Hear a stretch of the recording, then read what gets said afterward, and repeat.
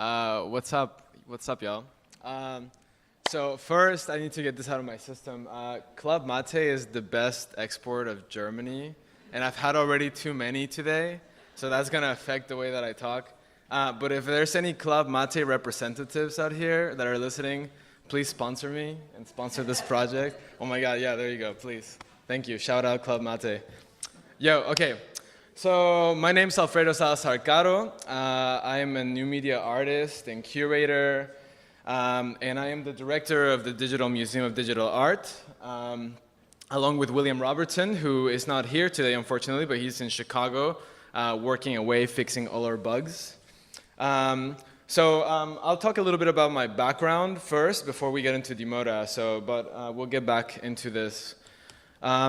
So a lot of my background actually comes from very classical training. I was trained as a sculptor, and a lot of the work that I do in virtual space actually comes from that sensitivity. So sculpture and painting, I used to carve rocks and carve wood and shit like that. This is actually a portrait of Shawnee Holloway, who's another new media artist. So I have been working on a series of portraits using 3D scanning and CGI technologies since 2011. So these are a few images kind of coming from that sensitivity.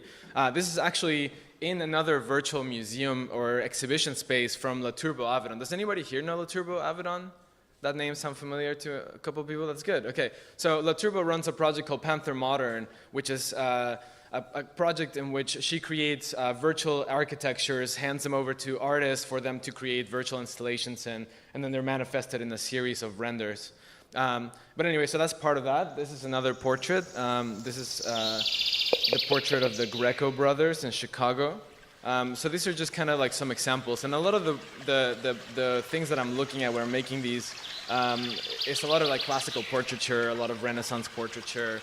I grew up in Mexico City, so people like obviously Frida Kahlo, Diego Rivera, Siqueiros, Orozco, all these like great like muralists and painters of humans were like my influence growing up. Which actually, a lot of that manifests in a lot of other projects, also in their political influences. This is another type of portrait. Unfortunately, there's no actual Miami booty base in here, just the name. But it was for a show in Miami. Actually, in the middle person in there, it's kind of hard to tell, but that's actually me acting out. And there's a lot of reference here directly to like really kind of like important triptychs from the Renaissance and the Middle Ages. Anyways, also drones. So a lot of the work that I'm doing goes kind of like back and forth between these sort of like romantic portraits of people that I love and people that are close to me, but also a lot of my work leans on the political. So similar to the muralists of Mexico, a lot of the portraits I do are of politicians sometimes. In this case, this was a piece for it's called the Ukrainian Museum of Modern Art in Chicago. And this show happened right as the Ukrainian Revolution kind of blew up in 2014. So in this portrait, there's Obama and Putin on either end of the three main political protagonists of this turmoil that happened back then. And this is more or less what it looks like. Similar to Mio and Rosa, who spoke earlier, a lot of my work is heavily influenced by glitch. In the glitch scene, there was a big explosion of this in Chicago back in the early 20-teens. So a lot of the background of these videos are actually riot footage from what was happening in the Ukraine, but it's using this pixel bleed technique, so it actually looks quite beautiful. Some of my most recent portraits have actually been becoming virtual reality. This is a portrait of Elizabeth Putu, who is an artist based out of Orlando, Florida. And this is actually at HEC, the Haus der Elektronischen Kunst over in Basel. So this was just installed there until recently. So in this case, you actually have a 3D object, a 3D print of the portrait itself, and then you can actually enter the portrait to fully experience it. So it's more like you're spending time with this person or this object as a person. It's another shot of it. And there's this render of what the actual sculpture looks like. But this sculpture also exists inside of the virtual reality. And this is one of the latest. This is a portrait of Omar Farouk, who's a young boy from the Middle East. I've been working quite a bit over there as of recently, and he's really into palm trees and PlayStation, so that's part of his portrait. So back to the idea of politics in my work. This is actually something that also bridges the gap between like portrait and kind of like political statements. So this is, what you're looking at is a shot from a two-person show in Chicago with myself and a Nigerian artist named Alexandria Eregbu. And this was a show that we had together called Exodus, which was about this kind of experience of transitioning from space to space as human beings, right? Something that I'm assuming most of us have done at some point or another, but this was coming from our individual perspectives. So I created this piece called Border Crossing Beta 2.0, which is a simulation of somebody who has just crossed the US-Mexico border and finds themselves in the Arizona desert. So as you find yourself there, you have the opportunity to roam around the desert and explore indefinitely. And as you're exploring, you'll come across vignettes of people's lives. So I've been conducting all these different interviews with people. So this is also an experimental documentary that is currently still in development. From these interviews, I draw portions, and those portions become these moments that you can run into in the desert until you die. Is anybody here Mexican, by the way? Any other Mexicans in the house? Hey, ¿qué onda? ¿De qué parte eres? Ah, chingón. A huevo. A huevo. Muy bien. Bueno. So nobody else is gonna know this song? Probably not. Anybody? No? No bells? That's okay. Esa, el frijolero, a huevo. Which frijolero it's a derogatory term for Mexicans. It translates to beaner, and beans are delicious, so I don't think there's anything wrong with that. Anyway, so here's some more shots of the desert. So this is a continuing experiment and a continuing documentary. You can see there's like a lot of things going on in the desert. One of the things that you can also experience is nothingness, right? So you can literally just roam the desert and find nothing, and then you die. So it's a really Kafkaesque situation, but it's also a reality for a lot of people. Currently, this is going to be exhibiting in Mexico City, Border Crossing 3.0 actually, and this is the new format of the exhibit. This is the proposal, and this will be opening actually in a week and a half. So this is being built out in Mexico City at the moment, and instead of having a screen which you use to navigate, you'll actually be fully immersed in virtual reality. So these interviews have been continuing, and I thought that I was going to be done with it finally, but the more I talk to people, the more I realize the complexities of the issue, and the more I think that this will probably go on for a few more years, especially with our dear leader in the US. Anyways, so DiMoDA, so tell me your name one more time.